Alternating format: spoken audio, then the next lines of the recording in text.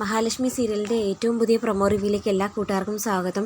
അങ്ങനെ നമ്മുടെ മേഘനാഥൻ ഭയന്ന് വിറച്ചപ്പോൾ പ്രതാപൻ ഒരു കാര്യം ഉറപ്പിക്കുന്നു. മഹാലക്ഷ്മി മരിച്ചു എന്നുള്ള കാര്യം സത്യമാണ്, അതുകൊണ്ടല്ലേ ആത്മാവായിട്ട് വന്നത്. ആത്മാവ് എന്നൊക്കെ പറയുന്നത് ചുമ്മാതാണെങ്കിലും ഇപ്പോൾ ഒരു സമാധാനമായി, അവൾ മരിച്ചു എന്ന് ഉറപ്പിക്കാമല്ലോ എന്നൊക്കെ തമാശ മട്ടിന് മുത്തശ്ശിയോട് പറയുന്നുണ്ട്. അതേസമയം കരുണയുടെ വീട്ടിലേക്ക്, അതായത് കമലേശ്വരം വീട്ടിലേക്ക് പ്രതാപനും മുത്തശ്ശിയും കൂടെ ഒക്കെ കരുണയെ കാണാൻ പോകുന്നുണ്ട്. കുറേ സമ്മാനങ്ങളുമായിട്ട്.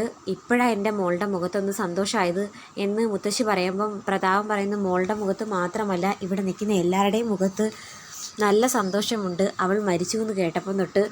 അവൾ മരിച്ചുവെങ്കിലും രാത്രി അലഞ്ഞു തിരിഞ്ഞ് ബാക്കിയുള്ളവരെ പേടിപ്പിക്കുമല്ലെന്ന് ദുർഗാമ്മ പറയുമ്പം പ്രതാപൻ കളിയാക്കിച്ചിരിക്കുന്നുണ്ട്.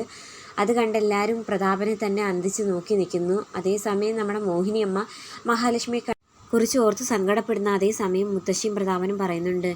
പ്രതാപൻ പറയുന്ന മുത്തശ്ശിയോടെ അവളോട് ഒരല്പം നയത്തിനും മയത്തിനും ഒക്കെ നിൽക്കണം, അവളോട് ഇച്ചിരി സ്നേഹം കാണിച്ചാലും കുഴപ്പമില്ല, അല്ലെങ്കിൽ നമ്മളും കൂടി ചൂടാവുമ്പോൾ അവൾ കേസ് കാണാം അവളുടെ പങ്കായിട്ട് കൊടുത്തു കഴിഞ്ഞാൽ അറിയത്തില്ല എന്നൊക്കെ പറയുന്ന സമയത്ത് മോഹിനിയമ്മ അങ്ങോട്ടേക്ക് വരുമ്പം മുത്തശ്ശി പറയുന്നു, എൻ്റെ മോഹിനി നീ വിഷമിക്കേണ്ട, അവൾ ആരുടെയോ ഒളിച്ചോടിപ്പോയതാ, ഒരു കുറ്റവും കുറവും ഇല്ലാത്ത അവളെപ്പോലെ ഒരുത്തി ആ കണ്ണനെ പോലെ ഒരുത്തനോടൊപ്പം എത്ര നാളിങ്ങനെ സഹിച്ച് ക്ഷമിച്ച് ജീവിക്കുമെന്ന.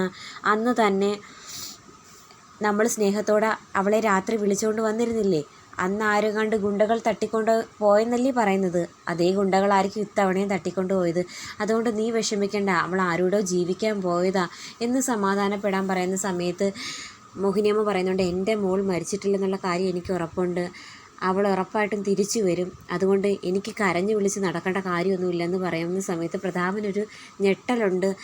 അവൾ മരിച്ച കാര്യം മോഹിനിക്ക് അറിയത്തില്ലല്ലോ, അങ്ങനെ പറയുന്നതാകുമെന്ന് കരുതി സമാധാനിക്കുന്നു. അതേസമയം നമ്മുടെ മോഹിനിയമ്മയാണെങ്കിൽ ഹോസ്പിറ്റലിൽ കണ്ണനെ കാണാൻ പോകുന്നെന്ന് പറഞ്ഞുകൊണ്ട് ഒരുങ്ങിയിറങ്ങുന്നു. അപ്പം മുത്തശ്ശിയും പ്രതാപനും ചോദിക്കുന്നു, നീ എവിടേക്ക് പോവുക? ഞാൻ എൻ്റെ കണ്ണമ്മോനെ കാണാൻ പോവുക, എൻ്റെ മോളെക്കുറിച്ച് എനിക്ക് അറിഞ്ഞേ പറ്റൂ, അവൾ എവിടെ പോയി എന്ന് എനിക്കറിയണം, എൻ്റെ മോൾ ഒരിക്കലും കണ്ണനെ ചതിച്ച് മറ്റൊരാളോടൊപ്പം ഒളിച്ചോടി പോകത്തില്ലെന്നുള്ള കാര്യം എനിക്ക് ഉറപ്പുണ്ട് എന്നൊക്കെ പറഞ്ഞ് കണ്ണനെ കാണാൻ പോവാന്ന് പറഞ്ഞുകൊണ്ട് പോകുന്നു.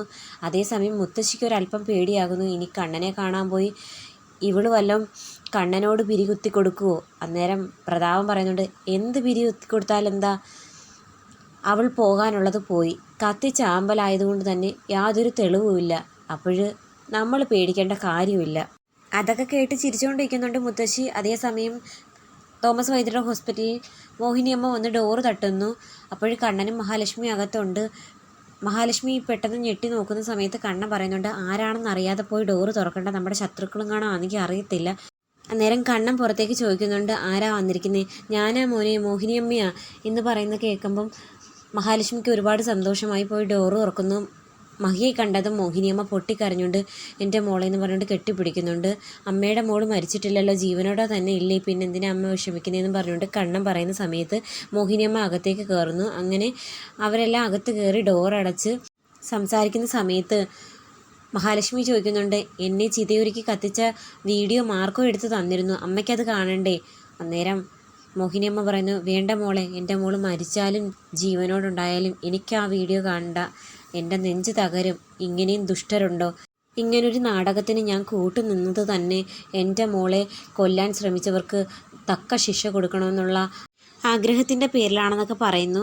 അതേസമയം നമ്മുടെ സാഗർ ഓടി വന്ന് മാർക്കോയോടും ലോപ്പസിനോടും പറയുന്നുണ്ട്, മഞ്ജു എന്നെ വിളിച്ചിരുന്നു. അന്നേരം മാർക്കോയും ലോപ്പസും അടുക്കളയിൽ കുക്ക് ചെയ്തുകൊണ്ടിരിക്കുമായിരുന്നു. എന്ത് പാർട്ടി? മഹാലക്ഷ്മി മരിച്ചതിൻ്റെ പേരിൽ കമലേശ്വരം വീട്ടിൽ ഇന്ന് എല്ലാവർക്കും ചേർന്നൊരു പാർട്ടി ഉണ്ടെന്നാണ് പറഞ്ഞത്. അന്നേരം ലോപ്പസ് മാർക്കോയോട് ചോദിക്കുന്നുണ്ട്, അതിൽ നിന്ന് ആരെങ്കിലും ഒരാളെ തിരഞ്ഞെടുക്കണ്ടേ ഒന്ന് പേടിപ്പിക്കാൻ? അന്നേരം മാർക്കോ പറയുന്നുണ്ട്, ഉറപ്പായും വേണം. അതേസമയം തന്നെ നമ്മുടെ മഹാലക്ഷ്മി സാരി മാറ്റുന്നുണ്ട്. അതായത് മഹാലക്ഷ്മി മരിച്ചിരുന്ന സമയത്ത് ഉടുത്തിരുന്ന അതേ കളർ സാരി തന്നെ ഉടുക്കുന്നുണ്ട്. അങ്ങനെ പ്രേതരൂപത്തിൽ ഒരുങ്ങി വരുന്ന മഹാലക്ഷ്മിയെ അതിശയിച്ച് നോക്കി വയ്ക്കുന്നുണ്ട് മോഹിനിയമ്മയും കണ്ണനും. അതേ സമയത്ത് തന്നെ പുറത്ത് ഡോറിൽ ആരോ തട്ടുന്നു. ആരാണെന്നറിയാതെ അതിശയിച്ച് എല്ലാവരും പേടിച്ച് നിൽക്കുന്നുണ്ട്. എന്തായാലും മഹാലക്ഷ്മിയുടെയും കണ്ണൻ്റെയും ശത്രുക്കൾക്ക് മഹി തോമസ് വൈദ്യരുടെ ഹോസ്പിറ്റലിൽ ഉണ്ടെന്നുള്ള കാര്യം അറിയത്തില്ല. അതേസമയം മഹാലക്ഷ്മി പറയുന്നുണ്ട്, ആരോ വന്നെന്ന് തോന്നുന്നു. അന്നേരം മഹാലക്ഷ്മി പോയി ഒളിക്കുന്നു. മോഹിനിയമ്മ പോയി ഡോറ് തുറന്നു കൊടുക്കുന്നുണ്ട്. മറ്റാരുമല്ല വന്നത്, നമ്മുടെ അനന്തുവാണ് അങ്ങോട്ടേക്ക് വന്നത്. പകല് അനന്തു അല്ലേ ഹോസ്പിറ്റലിൽ കൂട്ടിരിക്കുന്നത്, അങ്ങനെ കൂട്ടിരിക്കാൻ വേണ്ടിയിട്ട് വന്നതാ. മാത്രമല്ല അനന്തു പറഞ്ഞ ആ ഞെട്ടിക്കുന്ന കാര്യം കണ്ണനെ മഹാലക്ഷ്മിയെ അറിയിക്കാനും കൂടി വന്നതാണ്. അതായത് കമലേശ്വരം വീട്ടിൽ ഇന്നൊരു പാർട്ടിയുണ്ട്. മഹാലക്ഷ്മി മരിച്ചതിൻ്റെ പേരിൽ ഒരു പാർട്ടി നടത്തുന്നുണ്ട്. അത് കേട്ട് മോഹിനിയമ്മയ്ക്കും കണ്ണനും മഹാലക്ഷ്മിക്കൊക്കെ ആകെ അങ്ങ് ദേഷ്യമാകുന്നു. ഇങ്ങനെയും ദുഷ്ട മനുഷ്യരുണ്ടോ? സ്വത്തിനും പണത്തിനും വേണ്ടിയിട്ട് എന്തും ചെയ്യാൻ മടിക്കാത്തവർ. കർണമോളുടെ വയറ്റിൽ ഒരു കുഞ്ഞു വളരുന്നുണ്ട്. ഇവർ ചെയ്യുന്ന ഈ പാപത്തിൻ്റെയൊക്കെ ഫലം ആ കുഞ്ഞിൽ ഫലിക്കുമോ എന്നാ എൻ്റെ പേടി എന്നൊക്കെ മോഹിനിയമ്മ പറയുന്നുണ്ട്. അമ്മ പേടിക്കണ്ട, പാർട്ടി നടത്തുന്ന ആരും സന്തോഷത്തോടെ ഇന്ന് അവിടുന്ന് പോകത്തില്ല. അതിനുള്ള പ്ലാനൊക്കെ മാർക്കോ തയ്യാറാക്കി വെച്ചിട്ടുണ്ടെന്ന് അനന്തു പറയുന്നുണ്ട്. ഈ പാർട്ടിയെക്കുറിച്ച് അറിഞ്ഞപ്പോഴേ മാർക്കോ എന്തെങ്കിലുമൊക്കെ പ്ലാൻ തയ്യാറാക്കി കാണുമെന്ന് മഹാലക്ഷ്മിയും പറയുന്നു. അന്നേരം കണ്ണൻ പറയുന്നുണ്ട്, ആ മാർക്കോ എന്ന് പറയുന്ന ചെറുപ്പക്കാരനുള്ളത് കൊണ്ട് മാത്രമാണ് എൻ്റെയും മഹാലക്ഷ്മിയുടെയും ജീവൻ ഒരാപത്തും കൂടാതെ ഇങ്ങനെ ഇരിക്കുന്നത്. ദൈവതുല്യമാണ് ഞങ്ങൾക്ക് അവൻ. അതേ മോനെ, എനിക്കും ആ മോനോടുള്ള നന്ദി പറഞ്ഞറിയിക്കുന്നതിലും അപ്പുറമാണ്. എൻ്റെ കുഞ്ഞിനെയും മോനെയും അപകടത്തിൽ നിന്ന് രക്ഷിച്ചത് അവനല്ലേ. അങ്ങനെ അവർ കുറച്ച് സംസാരിച്ചിട്ട് അനന്ത് വന്നതിൻ്റെ പേരിൽ മോഹിനിയമ്മയാണെങ്കിൽ വീട്ടിലേക്ക് തിരിച്ചു വരുന്നുണ്ട്. വീട്ടിലേക്ക് തിരിച്ചു വരുമ്പോൾ മുത്തശ്ശിയും പ്രതാപനും മോഹിനിയമ്മയും കാത്തു നിൽക്കുന്നു. ഹോസ്പിറ്റലിൽ പോയപ്പം കണ്ണൻ എന്താണ് മോഹിനിയോട് പറഞ്ഞതെന്ന് അറിയാൻ വേണ്ടിയിട്ട്. എന്തായാലും അവൻ എന്നെയും കമലേശ്വരം വീട്ടിലുള്ളവരെയും സംശയിക്കും, അതുറപ്പാണ്. അവൻ്റെ വായാലെ എന്താണ് അറിഞ്ഞതെന്ന് അറിയാമായിരുന്നല്ലോ. അങ്ങനെ മോഹിനിയോട് ചോദിക്കുന്നുണ്ട് മുത്തശ്ശി. മോഹിനി ഹോസ്പിറ്റലിൽ ചെന്നപ്പോൾ ആ കണ്ണമ്മോ എന്തു പറഞ്ഞ്? മഹാലക്ഷ്മിയെ കിട്ടിയോ? എവിടാണെന്ന് വല്ല വിവരവും കിട്ടിയിരുന്നോ? കണ്ണമ്മോൻ്റെ കൂട്ടുകാരനുണ്ടല്ലോ അനന്തു, അവൻ ഹോസ്പിറ്റലിൽ വന്നപ്പം കണ്ണമ്മോനോട് പറയുന്നത് ഞാൻ കേട്ടു.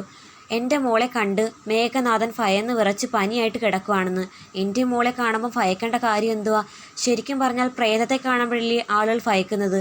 എൻ്റെ കുഞ്ഞിനെ ആരെങ്കിലും കൊന്നതാകുമോ എന്ന് പറയുമ്പം മുത്തശ്ശിയും പ്രതാപനും അങ്ങ് ഷോക്കാവുന്നു. അന്നേരം പ്രതാപം പറയുന്നുണ്ട്, എടി അവനെ ആരോ ഇരുട്ടടി അടിച്ചതാണ്, ചുമ്മാ അവൻ പിച്ചിമ്പയും പറയുന്നതാ. തലയ്ക്കടി കിട്ടിയപ്പോഴത്തേക്കും അവന് വെളിവൊന്നുമില്ല, അല്ലാതെ നിൻ്റെ മോളെ ആരും ഒന്നും ചെയ്തിട്ടില്ല എന്നൊക്കെ പറഞ്ഞ് വിശ്വസിപ്പിക്കാൻ ശ്രമിക്കുന്നു.